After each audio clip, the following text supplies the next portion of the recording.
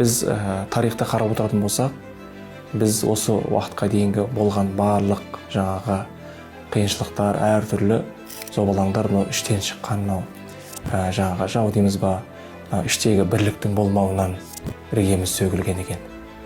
Яғни аузы бір болғанда ғана біз кез келген жауға қарсы тұра аламыз, кез келген жаудың бетін қайтара аламыз. Бізге жау алыстан келмейді, жау іштен шығады. Сол себептен айтады ғой, іштен шыққан жау жаман дейді.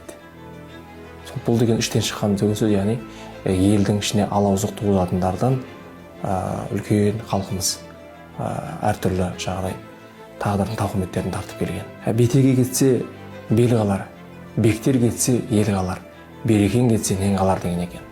Жалпы айтқан кезде бұл берекенің кетуі, бұл байлықтың кетуі деп білуіміз керек.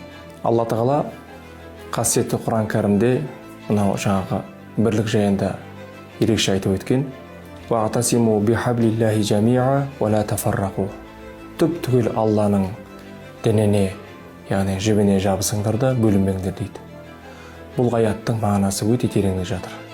Яғни бұл шариғат, Алланың діні баршамызды бірлікке, ауызбіршілікте болуға шақырады. Бұл бірлік деген нәрсе ең үлкен құндылық.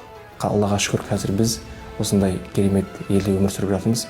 Біз бүгінгі таңда барлық мешіт мінберлерінде осы келген жамағаттарға, жұма уағыздарында, кешкілік, түскілік жиылған мешіт жамағатына осы бірлік жайында аса көп айтамыз.